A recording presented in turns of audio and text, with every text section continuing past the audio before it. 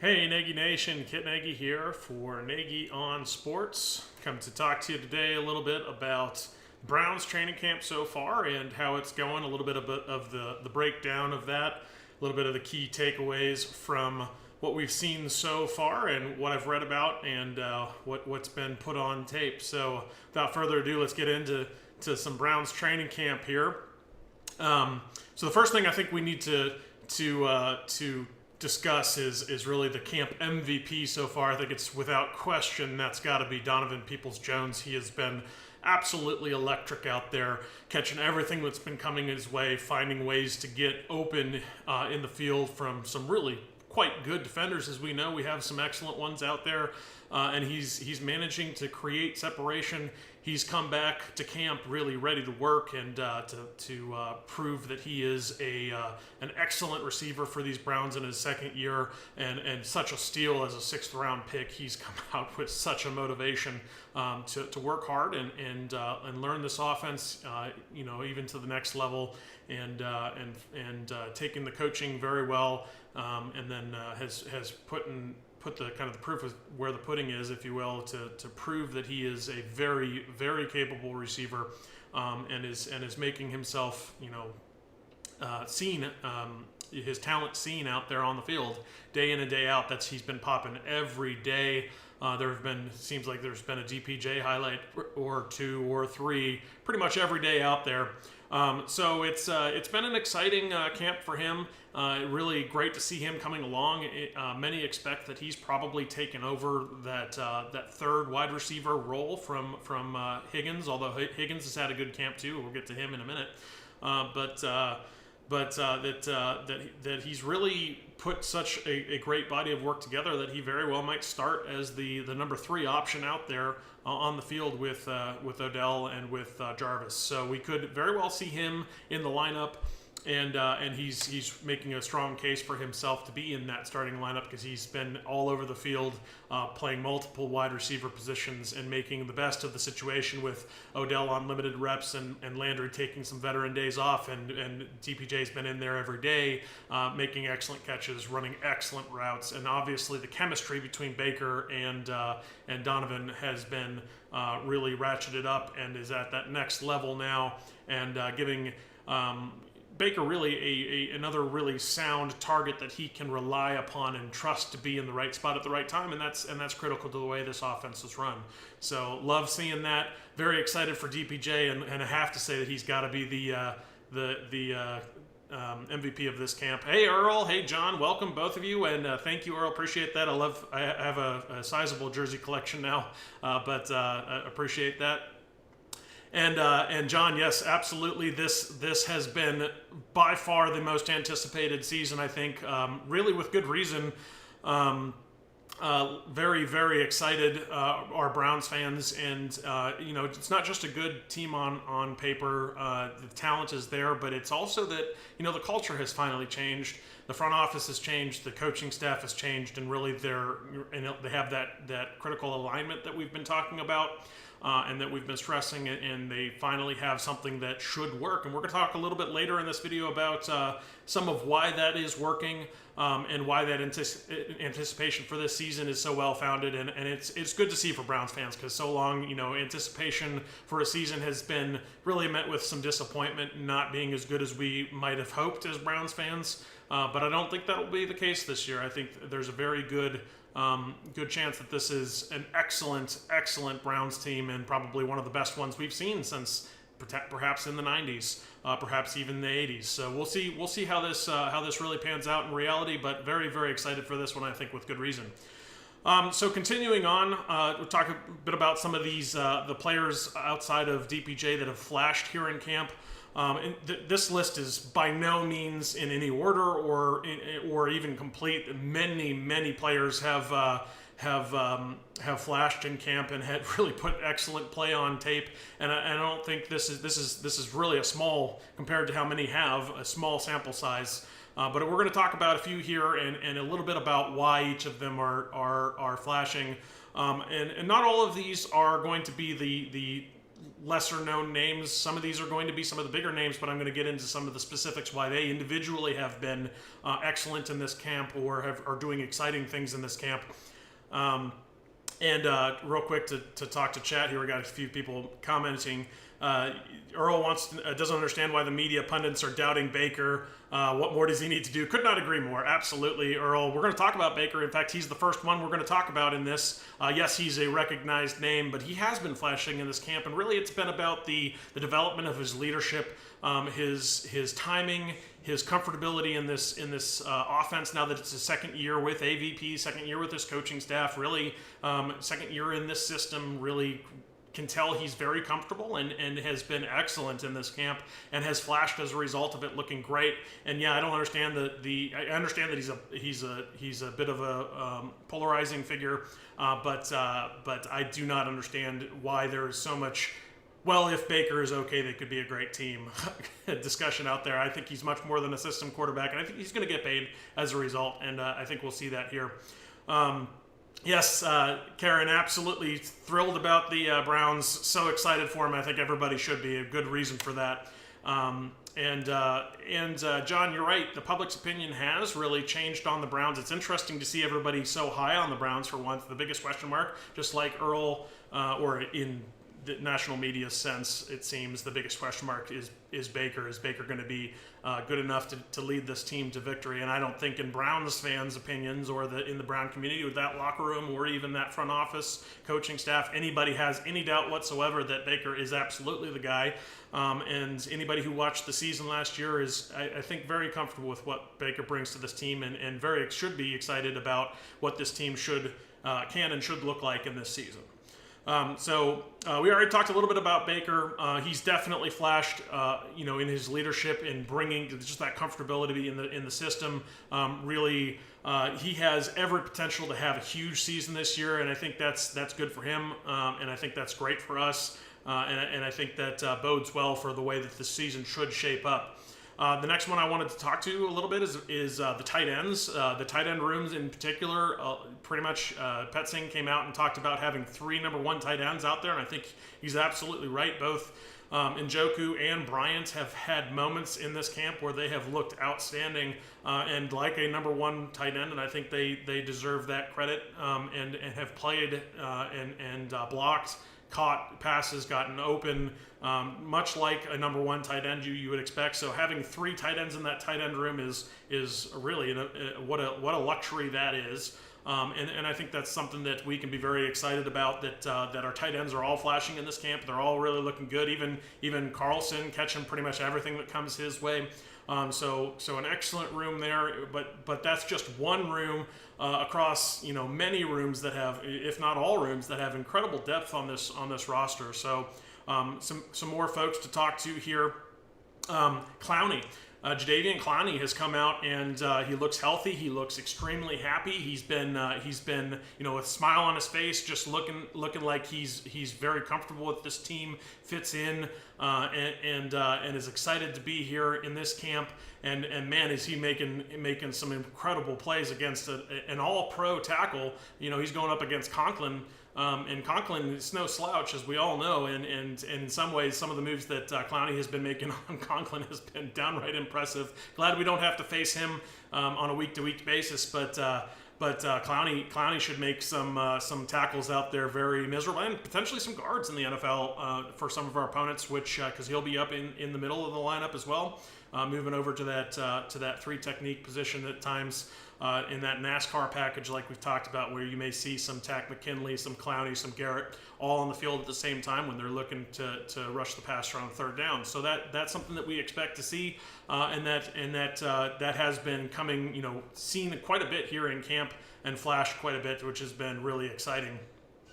Karen Hooper has been quite good. Again, I think he is another figure that I think the media takes way too much, writes a lot of negative things about that I don't think is really warranted. They talk about how he didn't live up to his contract last year, that he didn't have the numbers and production. I think that's very much going to change this year. I think Hooper is going to be a big target for Baker. Now, he did struggle in the orange and brown practice. He did drop some balls, and he seemed to just have an off day, and that happens. But I think he's going to be excellent, and he has had good days in practice here. His timing seems to be, in being on the same page, and chemistry with Baker seems to be there. He's got more reps, which is a big part of that chemistry. And the fact that they actually have a training camp this year to start working on those things a little bit more has been very positive. So I think he's going to be quite good. And yes, he's had potentially more so than some of the other tight ends, a few more off days than some, but I don't think he deserves to be considered anything but a number one tight end. I think he will be the starter for these Browns. I don't think that's going to change, even with Bryant and Njoku both looking excellent in this camp.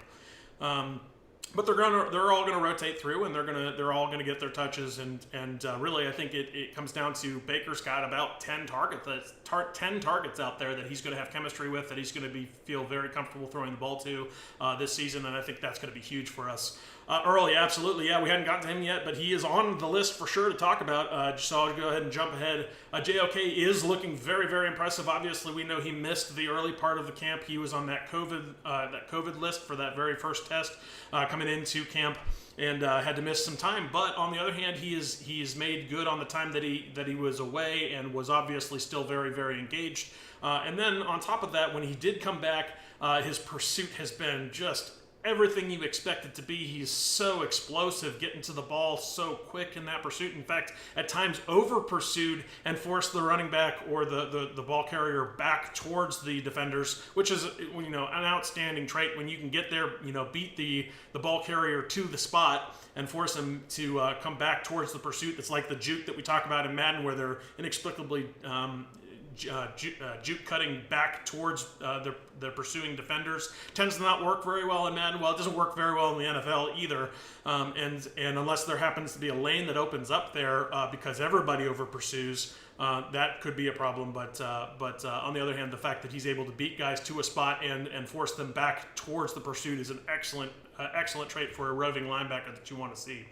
Karen, we're going to talk a little bit about some injuries here that's coming up in this film, and kind of the question marks, some of that discussion. Not anything major that has come out, though. Fortunately, it's been in some ways a very unremarkable camp from that front and from many fronts. Not a lot of news coming out of this front, but that's really what you want. I think this is an excellent team, and they're really doing well by their players to keep everybody healthy. Hey, welcome in, Wendell. Appreciate you being here. Going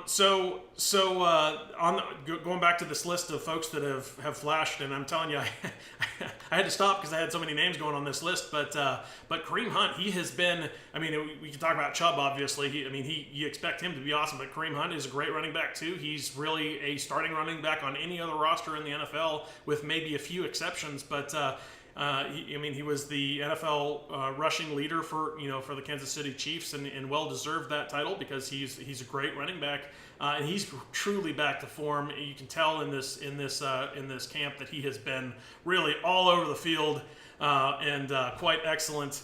And really just making guys miss, and so quick to the perimeter to get up the field, and just make just some really spectacular runs from Hunt, who really clearly wants it, and he's going to be great for these Browns. And so excited about that tandem. We talked about in the last video how excited we are about the signing for Chubb, and having that tandem together for 2 years straight is just going to be really outstanding. Hey, welcome in, Ty. Well, I'm glad you're here. Very, very excited about the Browns, as you can tell, and welcome in, Keith, too.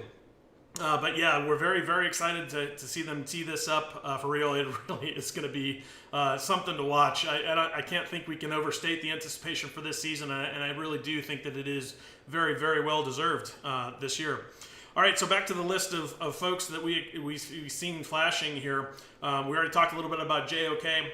JJ3, you expect him as, the high profile free agent that he was to really be good and a leader. He had that green dot for that number one defense in the NFL last year for the Rams. but he's really made his presence felt all over that defensive secondary when he's been out there making plays all over the field, playing at all the different positions, and just all kinds of excellent tape. And clearly he's very comfortable in this defense already, and already very much a leader in the locker room, and already getting guys in position and doing all the things. And yes, he's not going to wear the green dot, but at the end of the day, it doesn't really matter. We also have a guy that is going to be our green dot who's on this list, which is who's Walker. AWalk has been really outstanding back there, barking out to other players what the play call is, and really establishing himself as a clear leader in this locker room. He's going to wear the green dot. He's going to be out there every all downs, and he's earned it. The guy's looked absolutely fantastic for a while. He's been out there in training camp, and really impressive what he's been doing in this defense. So you got to love what this linebacker room in general has been doing. Another guy, speaking of linebackers, that we should talk about. We need to talk about what Wilson has been doing. A lot of folks had Wilson kind of counted out, myself included, amongst that list. I did not expect a lot out of Wilson. In fact, I thought he was potentially a cut target for this team. But I don't know that they can afford to cut him after the performance he's put out there on tape. He's looked really good, and played really hard, and really rededicated himself in this offseason to getting himself in really peak condition, and really putting himself in that playbook, and getting himself fully prepared for this season, and getting that coaching, and really being the best version of himself, and the best version of Wilson. We didn't see it last year, but if he can be his best version, we saw glimpses of it his rookie season. And if he can be that best version, he can be really good. And I think that's very exciting, especially because he wasn't living up to those expectations. But if he can live up to those expectations, especially with the training camp he's had, we can expect really excellent things from him. Keith, we actually already talked about DPJ. He's really the undisputed MVP of this training camp. That was the whole first segment I talked about, was just DPJ and how great he has been in this camp, just flashing every day. Really no off days for him, working so hard, and just what a player he's been. Very impressive. And Earl, we're going to talk about Takk McKinley. He is one of the question marks for going forward. He's on my wait and see list. We're going to talk about them here in a little bit. But definitely an interesting discussion. Not sure what's going on there. Keith, Togiai is not actually on this list. I had so many others on this list that I wanted to talk to that I didn't even include him. But he has been showing out. He's been excellent. He's definitely going to be at least a rotational piece, and he's been an excellent piece of this training camp, and really showing out in a number of ways, and very impressive. And I think that D-tackle room in general has been very impressive. I know we lost our two starters, and there was a lot of concern going into this training camp whether our D-tackle room was going to be up to par, but that room has been really outstanding. One of the guys on this list that I wanted to talk to really briefly on that front has been Billings, coming off of the COVID opt-out list. Billings has been really showing up in a big way, really big dominant presence up front, but not just from a run-stopping potential, which we expect. He's been collapsing pockets from that D tackle position, that nose tackle position, and that's really critical, because when the bend gets there, but the quarterback can step up in the pocket, then that's how quarterbacks tend to escape. But when your D tackles can collapse that tackle at that pocket at the same time, and then you set the perimeter with your edge guys, and the quarterback really has nowhere to go, that's where sacks happen. And that's what Billings has been doing. He's been making a great case for himself to be on the field, all three downs, which is really quite impressive for a guy that's that size, to really provide so much push up the center and collapsing pockets like he has been. So excellent work from him. Been very impressed.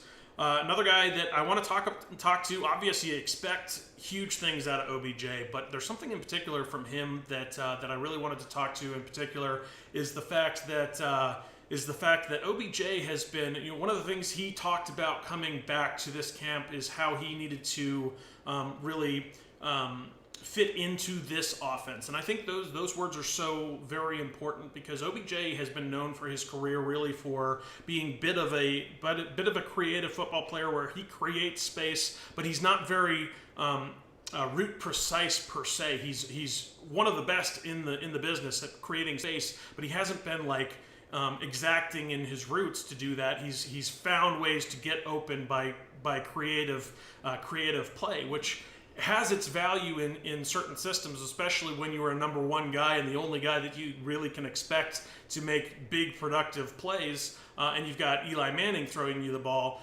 It's a very different discussion than when you've got Baker Mayfield. Baker Mayfield wants precise routes, wants timing routes, and has lots of targets out there. And I think part of the problems that we were running into was that disconnect between Baker and OBJ in the difference between running precise routes and OBJ fitting into this offense and the scheme versus what OBJ had been really brought himself out to be known for. The fact that I think he is very much focused on making that adjustment, and then also the fact that OBJ and Baker have literally worked on the sideline one-on-one to work on timing, work on execution of routes, work on positioning of routes. They've been doing that all along, but I think more so they've really worked on that this training camp, and I think that's really going to show out in a big way and has the potential that OBJ could be just unbelievably excellent, just really show out this season. So we'll see what happens there.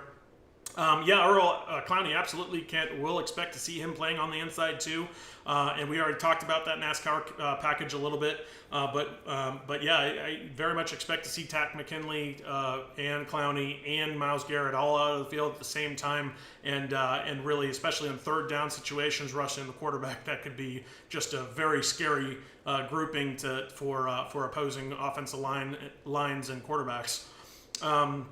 But yeah, and very much that like Wendell says, the Clowney and the quarterback's nightmare for McKinley, Clowney, and Garrett kind of teaming up in that NASCAR package very much should be a very exciting combination that we could see. And one of the things that Clowney's been talking about is how he used to think it was the opposing D end that really made the difference between him making sacks, and now he's more concerned about the guy next to him, that D tackle, and how good that T tackle room is. And we already talked about collapsing pockets because if you bend around the quarterback and get behind him, that's great. But when the quarterback steps up and then is able to escape because you don't have push up the middle, that was one of the problems that we had last year quite a bit. And why I think that this revised D-tackle room is so exciting for this team. Still on our list here, a few more I wanted to talk to really quick. I want to talk a little bit about Felton and what he has done in this offense. He's really looked really impressive, really picking up 3 wide receiver positions, and he's picking up the running back position, and he's picking up on special teams both the gunner position and the return position. So that's really, 6 different positions he's trying to learn all at once as a rookie, and he's clearly handling that well. And I think one of the things that's really most impressive with him, watching him on tape, is just his jump cuts and his ability just to be so elusive, get the ball in his hands in space, and a little bit of he's got sure hands. Get him a little bit of space to work with, and the guy is super slippery and really, it doesn't show up on the 40 times speed, but it certainly shows up on the field, and his ability to create that space and to work upfield and gain yards after the catch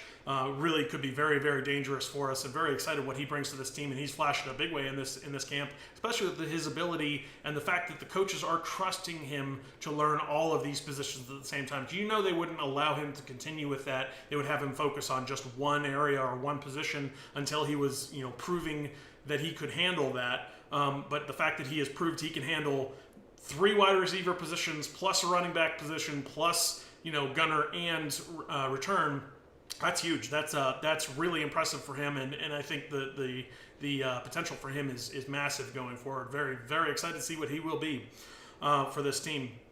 Earl, that's a great question. Earl wants to know if we're going to be a pass first offense this year. I don't think that is going to be the case, but I don't think we're going to be a run first offense either. And here's what I mean by that. I think this coaching staff, this front office, and really this team is smart enough, but starting with Kevin Stefanski, to realize that it's going to come down to individual games and individual situations. There are going to be times where they are going to be pass first. There are going to be times where they're going to be run first. There are going to be times where they're going to want to be very, very balanced. Other times they're going to want to hurry up, more of a hurry up look. There are going to be times where we're going to want to step back and take what the defense is given to them. It's really going to depend. It's going to be matchup games. It's going to be game to game and game planning and mid-game adjustments. And I think that this team and this coaching staff are all smart enough to be able to handle that and do that effectively. I think we saw the start of that last season. We were seemingly a run-first offense first and then a pass-first offense later in the season. But I think that that's going to change week to week, and rightly it should. You have to put in a game plan that's going to work depending on who you're playing, and you have the personnel where you can be very multiple. You have the talent that you can go out there and attack from the air, from the ground, and do all the things. And I think they're going to really emphasize that more so than being, well, we're going to attack with the run first and then make you cover that, and then we're going to push it down the field. I don't think it's going to be that cut and dry. So we'll see how that actually works out.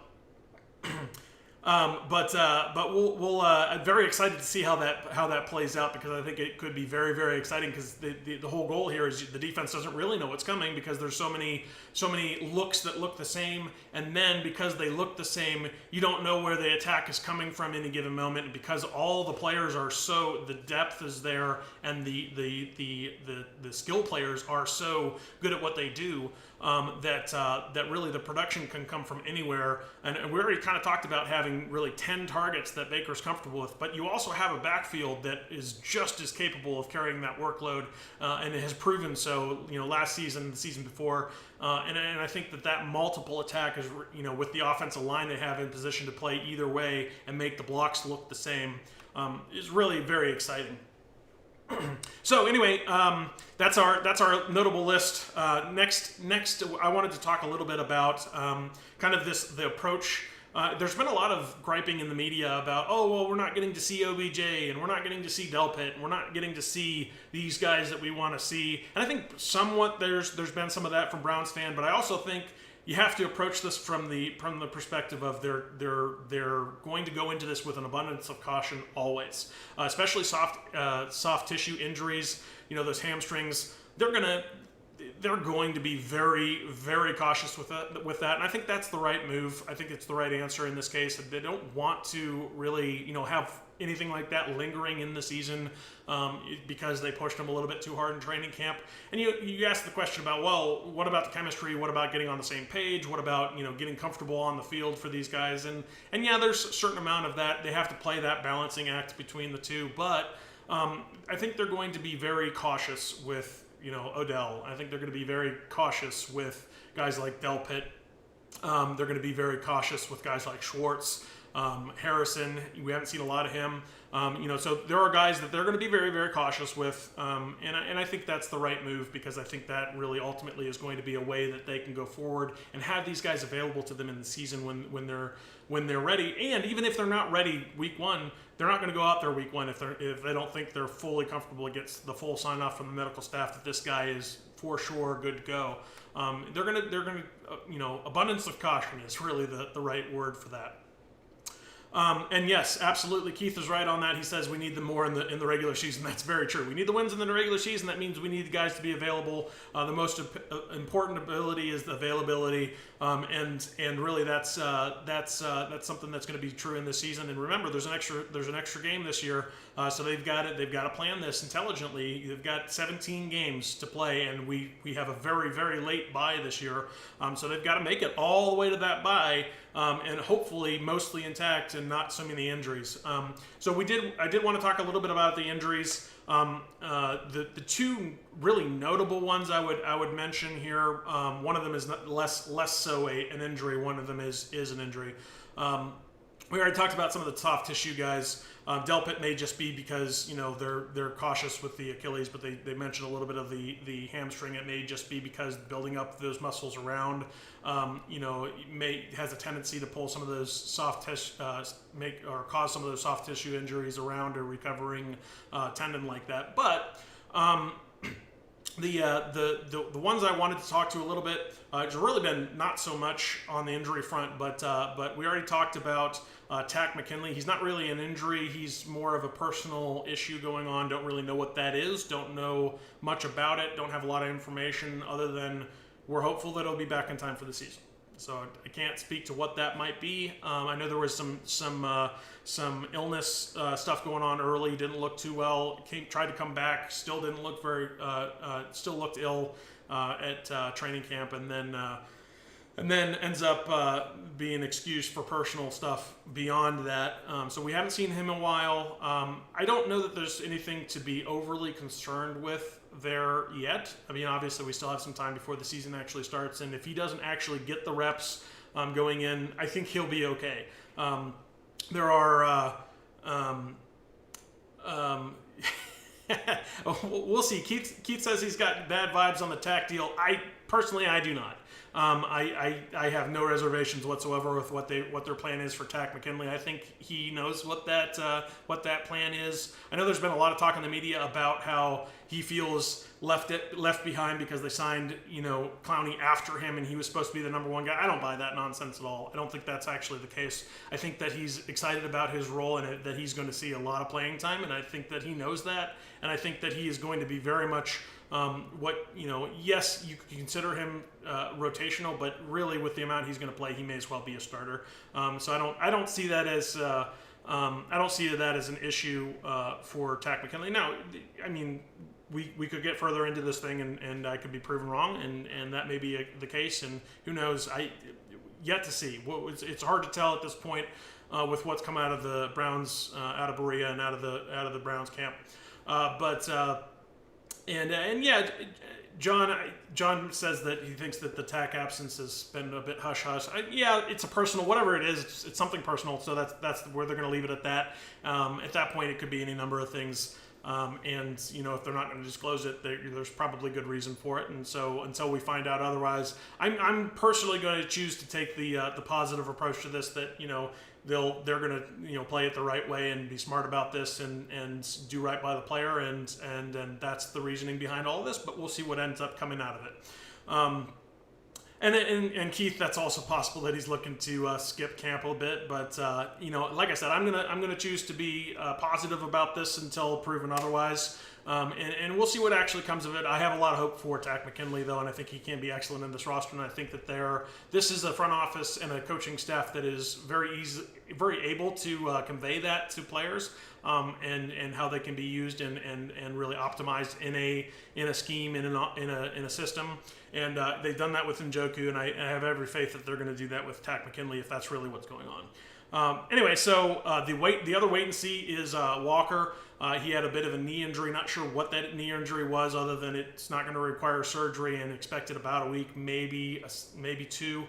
But didn't sound like it was anything major by any means. But it sounded like potentially it was like a bone bruise or something on the kneecap. Not entirely sure that's the case. Just that's kind of what it sounded like to me based on the timeline that was going on.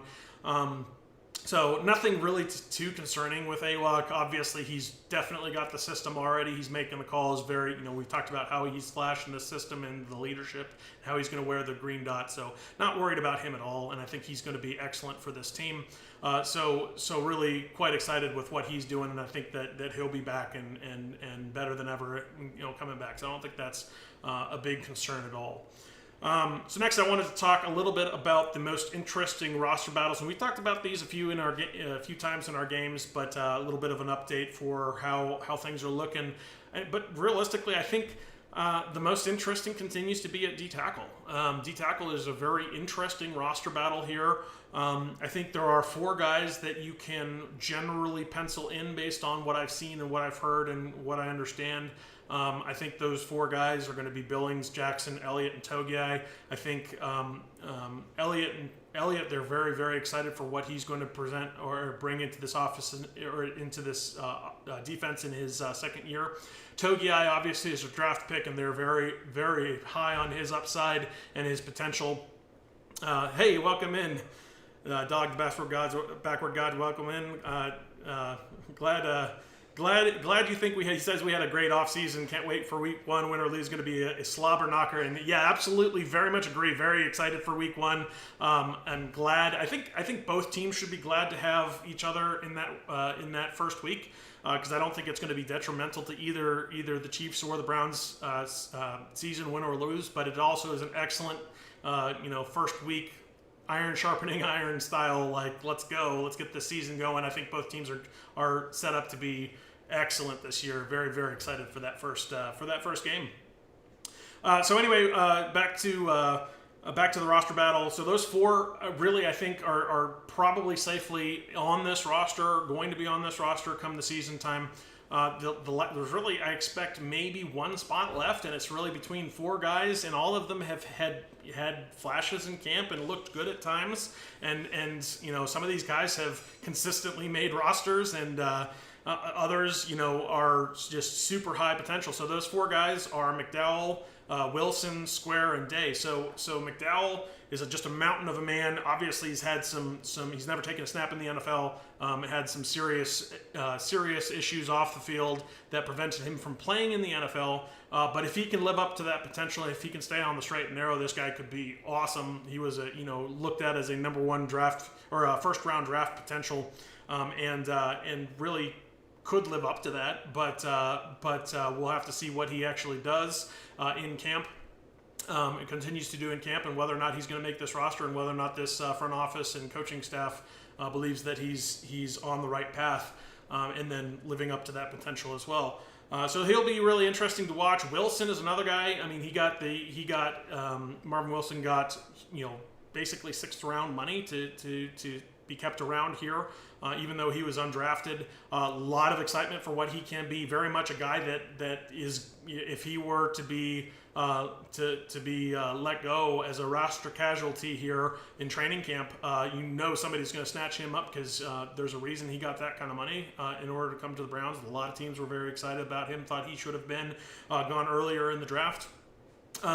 Damian Square is a guy that has made a bunch of rosters in the NFL, so that says something. You don't just make rosters by chance in the NFL, so he's obviously earned it. I think he's made 9 rosters, but that's a large number of them, and he's a very, very good player, very well established.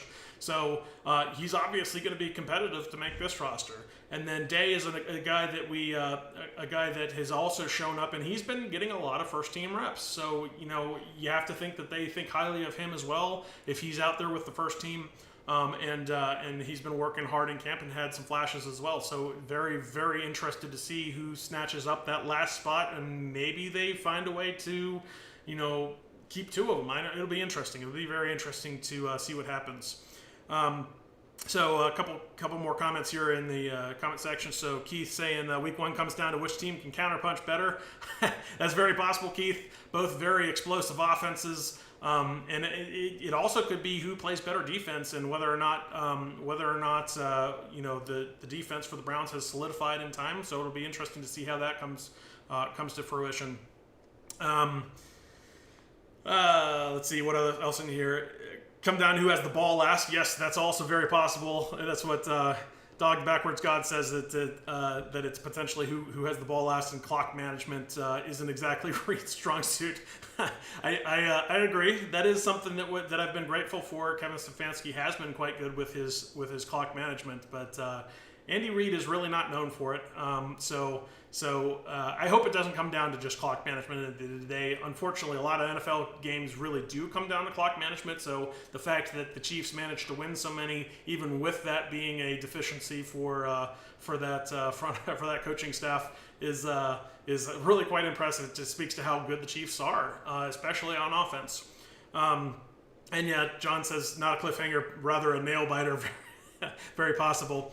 And then Wendell saying a 50-50 chance of winning for either team, but I think that's fair. I think it's relatively evenly matched between these teams. A lot of talent on both teams, and it's really going to be interesting. It is week 1. I mean, it's early.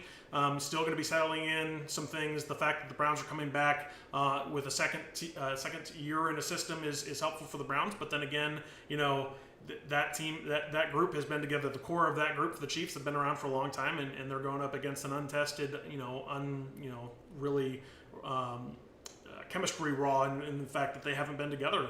They'll see where they're at for the defense, but this is 9 or so starters that are starting for probably somewhere in the neighborhood of 9 starters that may be starting for the first time, all out on the field together. So we'll see how that defense looks. It'll be really interesting in the first game. The next thing I wanted to talk to here is really something that I found to be really important for these Browns is just the depth across the board. Really has shown up in a huge way already in this camp, and I think the most telling way that that's shown up is in the defensive backfield. We've had 3 to 4 safeties out at any given point pretty much throughout this camp between soft tissue injuries with Harrison, with Delpit. Taking it easy on him. JJ3's been in and out with his, time with the veteran, kind of the veteran practices where he's taken veteran breaks. And then you've got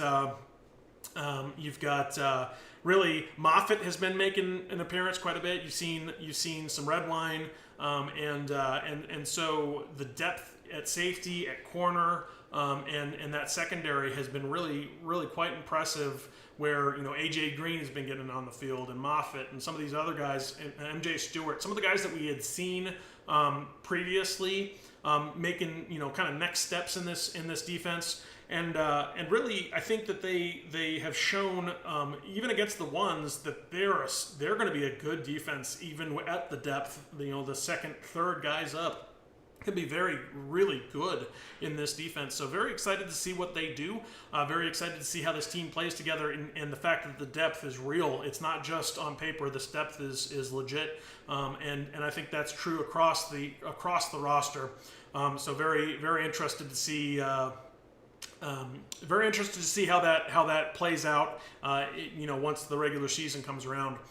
Dog the Backwards God says the Chiefs will be starting 4, if not 5 new O-line starters. Could be a wash against their new D. Yeah, that's true. That very interested to see what the Chiefs' offensive line looks like. Now there are some very good players on that new O-line, but O-line chemistry is you can't just be good on paper. You have to really have chemistry between those players on the O-line. It's one of the few places where just being good isn't enough. You have to be good together.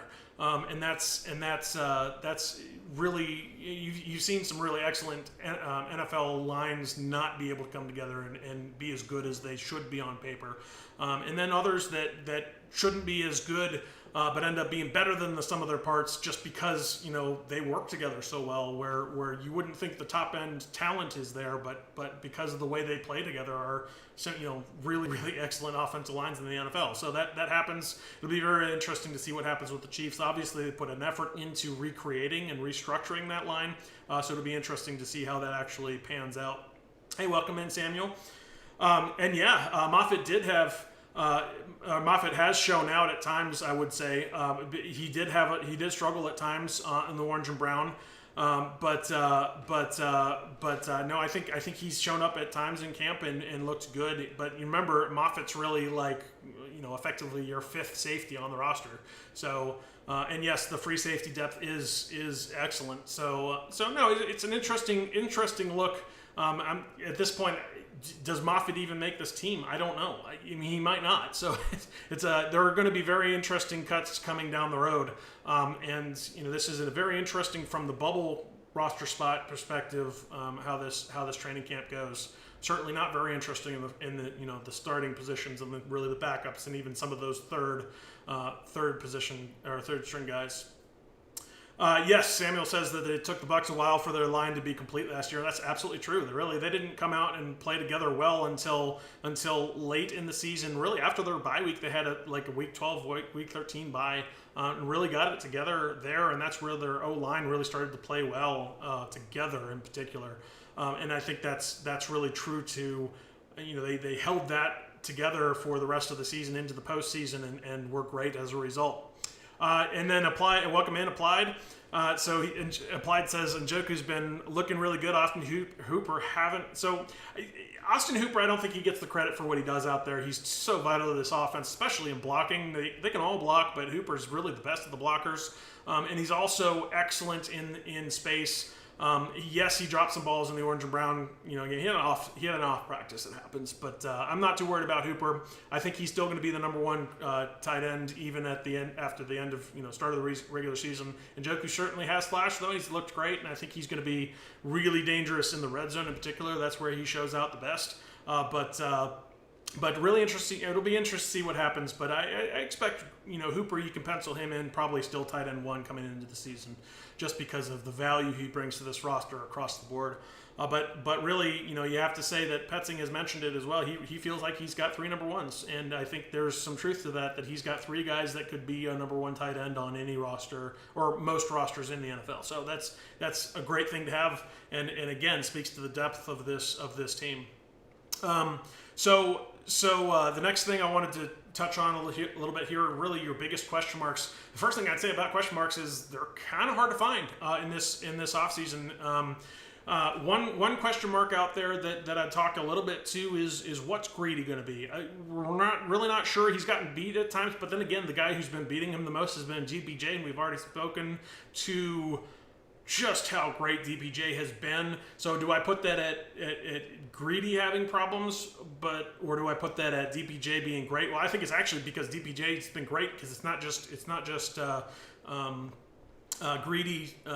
Greedy struggling with DPJ. It's been pretty much everybody having a hard time covering, and he's finding ways to get open and create space and running excellent routes, and his timing has been on just superb, and then just his chemistry with Baker has been really amazing. So I don't put that at Greedy. It's interesting to see how does that battle between Newsome and Greedy go. I don't know. It's hard to say. Although Newsome is another guy that's really flashed, and he's showing all the potential to be a starter on most NFL rosters, but Greedy's fighting him for it, and there's a lot of competition there. So I'm very interested to see what they do there. There's a big potential. They've been cross-training Newsome to play some on the inside. Maybe they play 4 corners and have both Troy Hill and Newsome on the inside, and then they play Greedy and Ward on the outside. I mean, there's all kinds of potential in that room, and the depth there is outstanding. But that is a question mark. What is Greedy going to be, and what is he going to be for this defense? It'll be interesting to see how that turns out. I think the other big question mark for this is really which of the really talented players are going to get cut. Some of them are going to have to get cut. There are going to be some excellent players that get cut from this roster just because the roster is so good and so deep, and that's just the way it's going to be. And the table scraps, if you will, from this team are going to get snatched up by other teams, because there are going to be some really good players coming out of this team. So Applied wants to know if there's anything on TAC. We talked about it a little bit earlier, but nothing that I've seen. So I don't know. It's something that's some kind of personal something or other. I'm not sure. I'm hopeful he'll be back by the season and he'll be ready to go. But we'll see. Keith, you're right. Newsome. He says that Newsome doesn't mind tackling, and that certainly is a point for him. I don't think that Greedy really minds tackling either. He'll stick his nose in there also. And I don't think even the nerve damage is going to stop him from doing that. So I expect that'll be the case, and I think it's going to be very competitive. So it'll be interesting to see.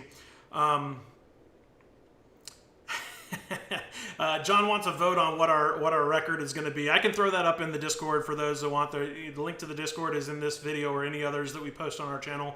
But I'll throw up a vote for what folks think our record is going to be, barring injuries, COVID, or aliens, says John. And then Samuel says, I think the GPJ has the breakout season this year. We'll let Higgins go, sadly. Yeah, it's very possible that happens. The depth of the wide receiver room is insane. We're not even talking about Hodge, and Hodge is a great special team player and has really shown up in this training camp like he did last year. Very dependable, great player. They potentially even have trade value out of the wide receiver room if they want to. I don't know that AB goes that direction, but it's very possible he could look to do so.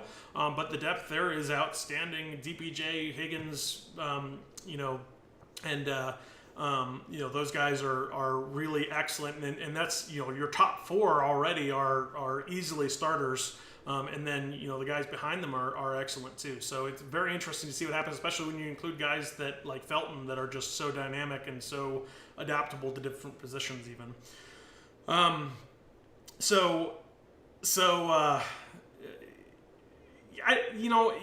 don't know. We'll see, Keith. I don't think he will. But we'll see. We'll see whether or not he does shy away from contact because of the nerve damage. I don't expect he will.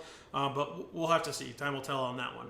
So, real quick here, I just wanted to talk about kind of what I see as really the most important takeaways for the Browns in this Browns training camp, which is that the culture, the first one being, and probably most important one, is that the culture is absolutely in place, and it's all about the work. And this team is going to work for it, day in and day out. That 1-0 mentality. It's all about the next play, the next day, be in the moment, play in the moment, and play to the best of your ability and work your hardest in that moment to get to the next thing, intact. And that's really what it's about. And that's so important from a perspective, from the approach perspective, but also just the mentality and the culture is so different than it's been, and that's hugely, very obviously in place in this training camp, and partly why it's not very newsworthy, and all these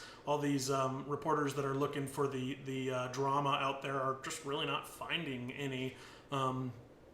Applied says that feels that Greedy can get better and needs to just get out there. Haven't played in over a year. Think we just need to give him the time. Has lots of potential. I agree. I absolutely agree that Greedy has tons of potential. I think that the potential is there. I think he can play to that. I think he's working towards that, and I think he's at the end. Realistically, I don't think it's going to matter whether or not it's Greedy or Newsome starting on the outside, because I think both of them can be excellent, corners for this team. And Samuel says that person that has surprised him the most have been Bradley. Bradley flashed in training camp last year, flashing again this year. Excellent wide receiver, and you're right, he has been flashing, and yet I honestly don't see a way that he makes this roster. Just so many good wide receivers. When he has been put in the moment, did good and just better over the offseason. Yeah, and he got to play in that Jets game where all the wide receivers got COVID at the same time. And he played well in that game. But honestly, I think he's probably a cut casualty. Honestly, he's got a big uphill battle to make this team in the wide receiver room that is just so good, and so excellent out there, and so dynamic in what they have and playing special teams and everything else. Five receptions, 60 yards in that game, says Samuel, and that's right. And it's he was good, but like I said, I don't know that he makes this roster. He might be a very good receiver somewhere else, but we'll see. Time will tell on that one. So the next important takeaway from this game really is the offense is looking like it should be very dangerous and early. They look like they're all on the same page. They're really clicking. Baker is comfortable with so many of his guys out there. Clearly, the running game is in great shape. The offensive line is clicking and really playing well together. The receivers, we've been talking about them quite a bit, but they have been excellent, and all the tight ends are effectively receiver. I mean, it's just like there are 10 guys that I feel like that easily Baker has the chemistry out there with those guys, and they're all going to be flashing at times and all capable of being dynamic weapons for this team, and that's awesome. There are very few NFL teams out there that can boast 10 guys that the quarterback can go to reliably. So that's just what a great problem to have. So Wendell says at the corners coming off the season will be the second coming of Frank Minifield and Hanford Dixon. That would be awesome. I would love that. What a great tandem those guys were. And yeah, I think that's in the cards. I think that's potential that this team could be good enough. And remember, it's not just about the fact that the corners are so great, but the play around the corners, the rush is going to make the corners look better. The D tackle is going to make the corners look better because of collapse in the pocket. The safeties are going to make the corners. And so all of these things play together. It's all interwoven, and I think because of the depth across the board, because this is a remade defense, that when they're really clicking and playing together well and communicating, that they can be really, really excellent. And yeah, there's potential they could be up to that level that we Browns fans are cherish in our memory for great defenses. Rushing yards, Chubb finishes with. I think he's probably in the neighborhood 1,400 to 1,500 yards this year. We'll see if he's healthy. I think he's got to play. It could be more than that, but there are so many weapons out there. He's going to break a lot of big ones. He's going to be huge on the rush yardage per carry. But it'll be interesting to see how he actually, his totals look because of just the number, of other players that they're going to have to spread the ball around to, that they will spread the ball around to. And I think they're all selfless in this offense, and that's so important to making this team go. Number one priority for the first round draft, wide receiver or defensive end, asks Samuel. Um, I don't think it's wide receiver. And I don't even know that it's defensive end. It'll be interesting to see. It depends on what is Curtis Weaver if he makes this roster. It depends. There's too many variables. Ask me again. Coming off of the season, I may have a better answer for you, but right now it's hard to tell. There's a lot of variables in that. I don't expect the wide receiver just because I expect GBJ coming into his own. I don't know that both of those OBJ and Landry are both back next year. Could be, but it'll be interesting to see how that works out. Do contracts get renegotiated? A number of other pieces to look at. Too many variables to really project that early. And it could be any number of other positions too. So I don't know. It'll be very interesting to see how that actually pans out for that first round draft pick. So the third big takeaway and key from this training camp to look at is really the fact that everything I've seen out there so far in the play, especially with the injuries and guys not being out there, is how well this defense appears to already be gelling. It's early yet. They still have a long way to go. We still have to get through the preseason, hopefully injury free. We still got to get to that Chiefs game, but it's looking good. It looks like the gelling is starting to occur. We've got the leaders established. We've got guys making plays, bringing everybody together. They seem to be on the same page and communicating and doing the things that you want to see out there and contesting an obviously very good offense and doing good things out there. So I'm very excited for what the defense is showing out there already. And then yes, Schwartz as well. I didn't even talk about him, but yeah, he's definitely potential for the future for that receiving room, and with that burner speed, he could be really really dynamic for us. So we'll see what happens there. And the last key takeaway here that I wanted to talk to is really the depth of the roster, which we've talked about a number of times in a number of ways already in this discussion. But really how it speaks to the current approach to roster building and the fact that it is just very evidently sustainable, and that this team really coming into its own now, obviously coming off of our first playoff win in a long, long time, looking like we probably could have or should have won that Chiefs game in postseason, that maybe we get to that AFC Championship game last year and potentially have some potential to win even that game with the roster as constructed last year. Looking at the way the roster is even constructed this year, obviously they focused on defense. There is some definite noticeable changes because of the speed increases, and we've seen that in our sim, how great this defense can be when playing together, when all on the same page, when playing fast, and how quick they can be getting to the ball. That 11 hats on the ball idea is very, very much in the cards for this defense, and I think they're going to be very, very good if and when they come together and gel fully. So the fact that this team and the roster the way it is currently constructed is not just good now to in a win it now type phase, but has the potential to continue to be developed and built around this core that they're starting to lock down, like Nick Chubb. That this could be a team that continues to be present and in the playoffs and a real threat in the NFL. Potentially for years to come, and you have to really tip your hat to what AB and this front office has done in that roster building arena, and really quite impressive all around. And the alignment, I can't speak enough about that alignment and what it's done for this team. So Samuel mentions that the offensive line depth truly is great. It's very true. Same with the DBs. We already talked about the depth of the DBs and how that's shown up. Keith says, can we look forward to a state of the season address at the halfway point? Are you talking about from us here at Nagy Sports, or are you talking about from the Browns organization at large? And while you get back to me, Samuel says, honestly, the linebackers and defensive tackles have good depth also. It's just that all the other positions have amazing depth. Yeah, Samuel, I agree. It's true.